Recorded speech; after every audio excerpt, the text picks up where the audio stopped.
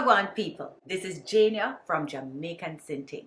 Have you ever been frustrated by these kind of medical terms that you just cannot understand? Well, my Jamaican people, we have found the ways to describe whatever condition that we are faced with in the best way we can. Here are just some of those medical terms.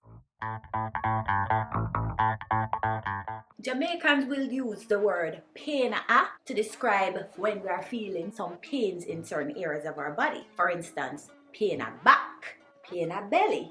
Or another way we say it, when we are hurt or we are hurting, we say something at me. For instance, my head at me, my teeth at me. We have some other medical conditions that we are describing our way. Hypertension, we call it pressure. Diabetes, we call sugar. Epilepsy, we call it fits. Narcolepsy, we call dropsy. If you have something like Parkinson, we say you have the shakes. And if you have asthma, you might have shortness or shortness of breath.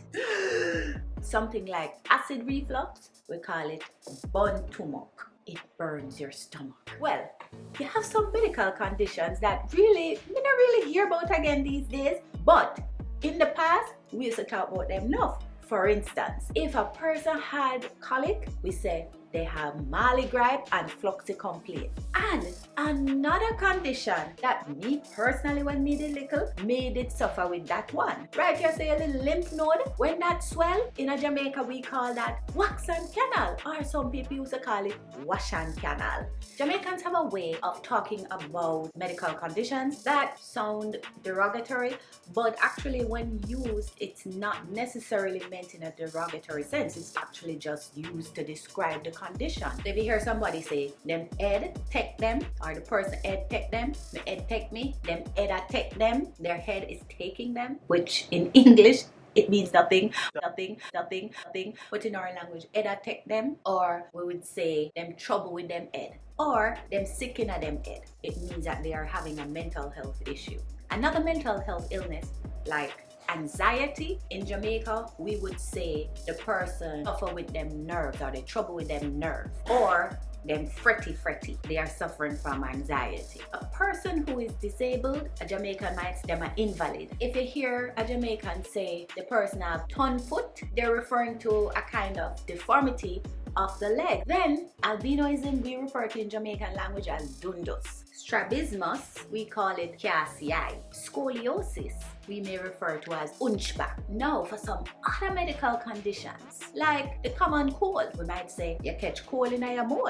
A skin condition like acne, we say you have a bump or your face bumpy. Or if your skin condition that has a lot of sores, like an eczema breakout, we refer to it as passy. And sometimes we refer to sores as kuru. Now, the sore them might have pus coming out of it. We call that corruption. Now, in Jamaica, the word for mildew is jonjo. Now, there's a medical condition that you might know as athlete foot, that for us, we might say you have jonjo foot or grunge.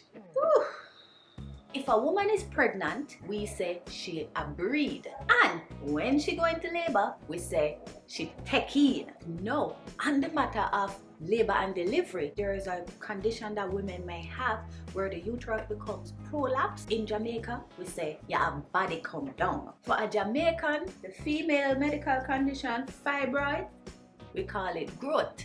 In fact, any kind of tumor, whether internally or externally, we call it one growth. Bad body odor, we refer to as green arm. Severe fatigue, we refer to it as pop down or mash up. Now, when your belly are hot you, it could be multiple reasons, but in Jamaica, one of the reasons them is diarrhea, and we would say belly walkings or running belly. Another reason for belly pain in Jamaica could be due to constipation, and we would say in Jamaica, you're tying up or bung up or black up.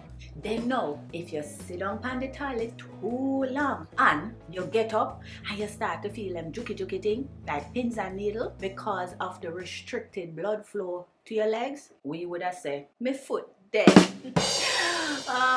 baddies, if you don't know any more words or ways that we express various medical illness, make sure you add them below. And for the rest of you, tell me, what are the different ways that you would say some of these same medical conditions back home in your language? This has been so much fun. People, remember to like the video, subscribe, share with your friend them, because it helps spread the word. So until next time, big up yourself, bless up yourself, no? Little more.